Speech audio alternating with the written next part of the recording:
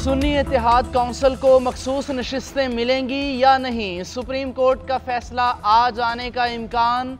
Chief justice काजी फाइज ईसा की ज़ेर सदारत फुल कोर्ट इजलास। सुन्नी इत्तेहाद काउंसिल की मखसूस नशिस्तों से मुताल्लिक फैसले पर मुशावरत। इजलास तकरीबन 1.5 घंटा जारी रहा। 13 रुकनी फुल कोर्ट के तमाम जजेज़ ने शिरकत की। तमाम जजेज़ फैसले के हवाले से अपनी राय दे चुके। सुप्रीम कोर्ट में मखसूस नशिस्तों के केस की 8 समातें हुई। पहली समात 3 जून और आखिरी 9 जुलाई को हुई। फुल कोर्ट ने मखसूस नशिस्तों के केस का फैसला 9 जुलाई को महफूज किया था। चीफ जस्टिस ने रिमार्क्स दिए थे कि जजेस की मुशावरत के बाद फैसला सुनाया जाएगा। विफाकी हुकूमत की अज़्म इस्तेहकाम के हवाले से हतमी हिकमत अमली तैयार। दहशत गर्दी और शिद्दत पसंदी के खात्मे के लिए नेशनल डायलॉग शुरू करने का फैसला। वज़ीर आज़म शहबाज शरीफ ने काबीना अरकान को ऑपरेशन वजूहात और दायरा कार पर एतमाद में ले लिया। अज़्म इस्तेहकाम में 30% कार्रवाइयाँ और 70% डायलॉग और दीगर इक़दाम होंगे।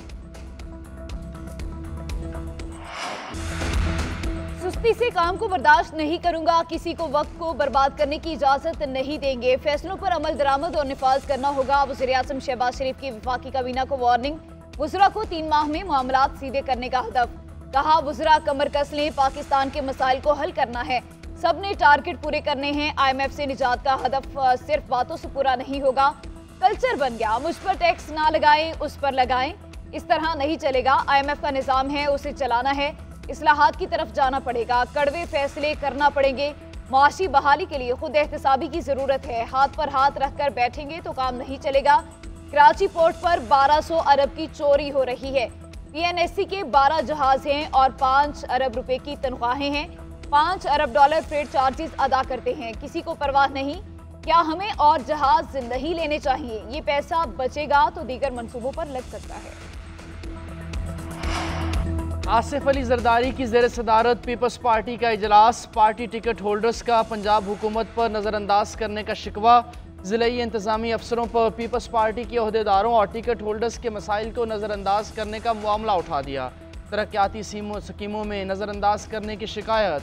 आसिफ जरदारी के टिकट होल्डर्स को हलकों के मसाइल हल कराने की यकीन दहानी। कहा लोगों के मसाइल हल होने चाहिए, अगर मसाइल हल न हुए तो अगले इलेक्शन में पार्टी को नुकसान होगा। पंजाब की लीडरशिप मेहनत करे और कारकुनों के साथ राब्ते में रहे। पार्टी की पंजाब की लीडरशिप अपनी कारकर्दगी बेहतर करे।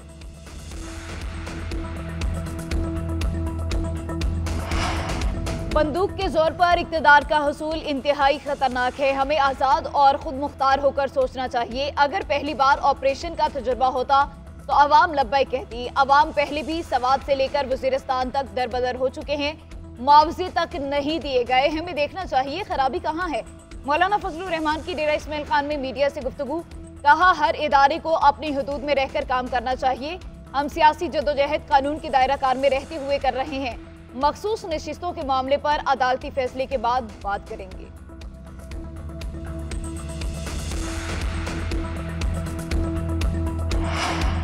वर्ल्ड कप में कौमी टीम की नाकिस तरीन परफॉर्मेंस पर सर्जरी। वहाब रियाज और अब्दुल रज़ाक सिलेक्शन कमेटी से फारिग। चेयरमैन PCB ने दोनों को हटाने की मंजूरी दी। वहाब रियाज सीनियर मैनेजर के ओहदे से भी हटा दिए गए। कौमी सिलेक्शन कमेटी के मजीद 3 अरकान बिलाल अफजल, उस्मान वाहला, हसन चीमा को भी निकाल दिया गया। टीम के मैनेजर मंसूर राना भी फारिग। दोनों को टीम में डिसिप्लिन और ड्रेसिंग रूम का माहौल ख़राब होने पर हटाया गया। हेड कोच गैरी क्रिस्टन और असिस्टेंट कोच अजहर महमूद ने रिपोर्ट में खिलाड़ियों को गैर संजीदा करार दे दिया। ज़राए के मुताबिक रिपोर्ट में लिखा गया शाहीन आफरीदी ने नारवा रवैया अपनाए रखा। वहाब रियाज और मंसूर राना ने कोई एक्शन नहीं लिया।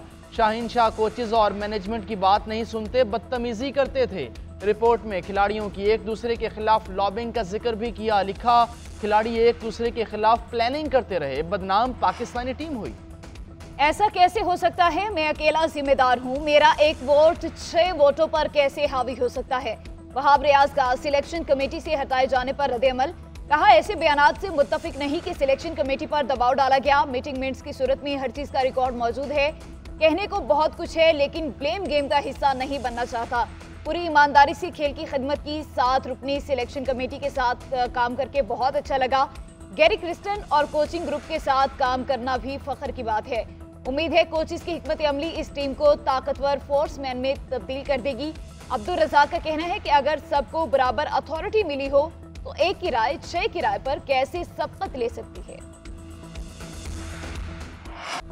वर्ल्ड कप में जैसी परफॉर्मेंस थी, सबसे पहले कप्तान पर छुरी फेरी जाती। कप्तान बदलना है या कोच, एक बार फैसला कर लें, फिर टाइम भी दें।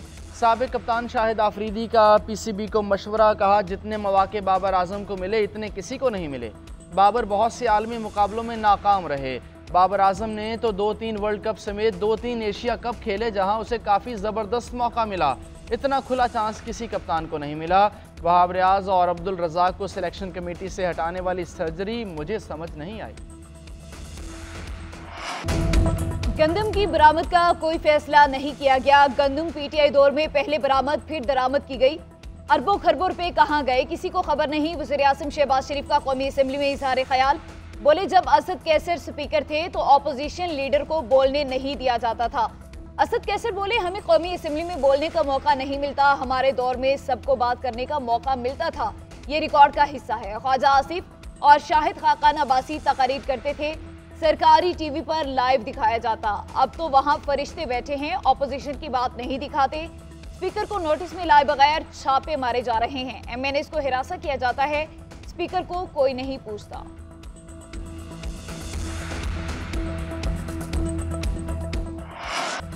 वज़ीर दिफा ख्वाजा आसिफ के ताक ताक कर पीटीआई पर निशाने, बोले पीटीआई दौर में ऑपोजिशन को बात करने का मौका नहीं दिया जाता था।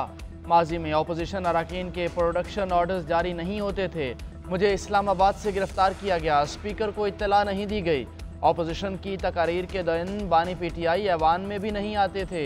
असद कैसर की स्पीकरशिप की रिवायात से ऐवान शर्मिंदा होता है। इनके दौर में ऐवान की तौहीन की गई। ख्वाजा आसिफ की तकरीर के दौरान ऑपोजिशन अरकान का एहतजाज।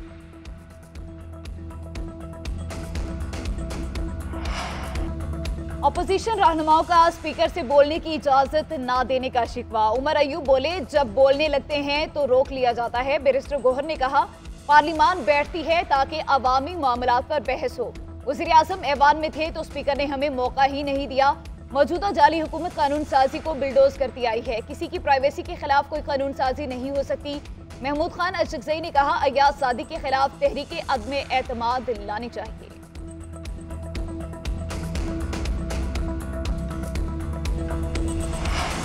इंसाफ का तकाजा है कि चीफ जस्टिस मेरे मुकदमात पर समाअत ना करें। बानी चेयरमैन पीटीआई का चीफ जस्टिस पर एतराज। नैब तरमीम कलअदम करार देने के खिलाफ इंट्रा कोर्ट अपील में तहरीरी जवाब जमा करा दिया। कहा माजी में करप्शन करने वालों ने कवानीन और पार्लियामेंट को अपनी ढाल बनाया। करप्शन को बचाने के लिए की गई तरमीम अवाम का कानून पर से एतबार उठा देती है। मुझसे दौरान समाअत जस्टिस सतर मिनल्लाह ने कहा तरमीम का फ़ायदा आपको भी होगा, मेरी ज़ात नहीं मुल्क का मामला है।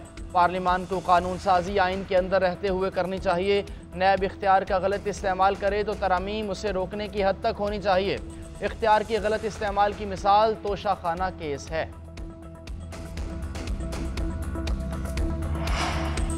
साबिक वज़ीर दिफा परवेज खटक ने 190 मिलियन पाउंड केस में गवाही दे दी। अदालत में बयान दिया कि शहजाद अकबर ने बताया था पाकिस्तान से गैर कानूनी तौर पर भिजवाई गई बड़ी रकम बरतानिया में पकड़ी गई। ये मामला एजेंडे पर नहीं था, एडिशनल एजेंडे के तौर पर लाया गया। एडिशनल एजेंडे पर मुझ समेत दीगर अरकान ने एतराज किया था। काबीना में रकम के हवाले से कागजात बंद लिफाफे में पेश किए गए। एजेंडे के साथ तहरीर थी, लिखा था रकम प्रॉपर्टी टाइकोन के मालिक ने बरतानिया मुंतकिल की। परवेज खटक के बयान के दौरान बानी पीटीआई मुस्कुराते रहे। वकला सफाई आइंदा समात पर परवेज खटक के बयान पर जिरह करेंगे। मजमूई तौर पर 31 गवाहों के बयान कलमबंद किए जा चुके। मजीद समात 13 जुलाई तक मुलतवी कर दी गई।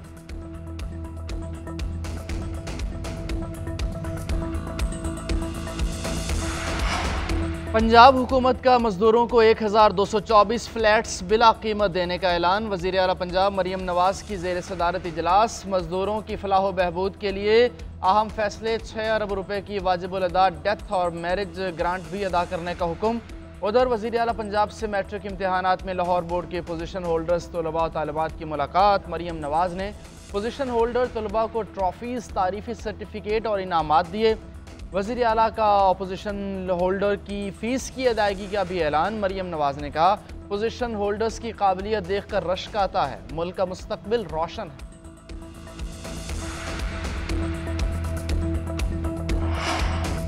बानी पीटीआई और अहलिया के खिलाफ इद्दत में निकाह का केस। बुशरा बीबी की वकील ने मौक़िफ़ इख्तियार किया कि इद्दत में निकाह पर क्रिमिनल केस कैसे बन गया। ये खातून के तकद्दुस और वक़ार पर बराह रास्त हमला है। जुर्म तब साबित होगा जब केस साबित हो। खातून का कौल मोतबर है। यहाँ पर नहीं बताया गया कि किसके साथ फ्रॉड हुआ। बैरिस्टर सलमान सफ्तर ने मौक़िफ़ इख्तियार किया कि प्रोसिक्यूशन झूठ पर खड़ी है। केस फैमिली कोर्ट का बनता था मगर वहाँ नहीं गए। 6 साल बाद साबिक शोहर शिकायत कुनिंदा बन गए। 2000 दिन चुप रहने पर नजर दौड़ाएं तो मेरे मौकिल बरी हो सकते हैं। उधर खावर मानिका के वकील की 2 दरख्वास्तें दायर। मेडिकल बोर्ड के जरिए मेडिकल राय लेने के लिए दरख्वास्त। इस्लामी नजरियाती काउंसिल की राय से मुतालिक भी दरख्वास्त दे दी। जज अफजल मजोका के फ्रीकैन को नोटिस आज समाप्त होगी।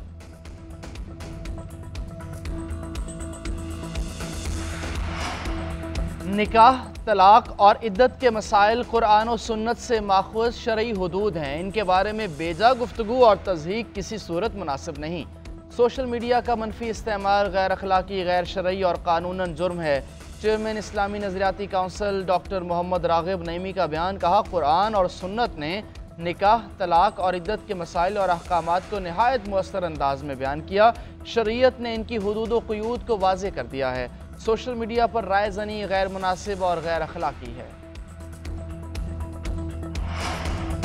इलेक्शन मैनेजमेंट सिस्टम पर फॉर्म 45 कब अपलोड हुए? रिटर्निंग ऑफिसर से रिकॉर्ड तलब। NA 47 में मुबैयना धांधली के खिलाफ ट्रिब्यूनल में समाअत। शुएब शाहीन ने मौक़िफ़ इख्तियार किया कि इलेक्शन कमीशन से EMS सिस्टम के रिकॉर्ड की सर्टिफाइड कॉपियां मांगी जो नहीं दी गई। ट्रिब्यूनल ने रिमार्क्स दी कि इलेक्शन कमीशन इदारा है, पार्टी नहीं।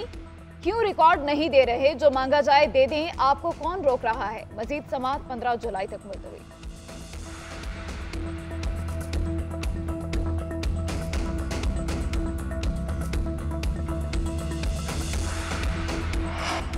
विद होल्डिंग टैक्स और बिजली के बिल्स पर फिक्स्ड चार्जेस मुस्तरद। फ्लोर मिल्स एसोसिएशन की हड़ताल। FBR से मुज़ाकरात नाकाम। चेयरमैन फ्लोर मिल्स एसोसिएशन ने कहा कि गंदम की धुलाई बंद कर दी। आज से मुल्क भर में सप्लाई रोक देंगे। फ्लोर मिल्स के बिजली बिलों में 2000 रुपये फी किलोवाट फिक्स चार्जेस लगा दिए गए। बंद मिलों को भी लाखों रुपए बिल हर माह देना होगा। 5.5% विद होल्डिंग टैक्स से तमाम सरमाया FBR के पास चला जाएगा। टैक्स लगा तो आटा मजीद महंगा होगा।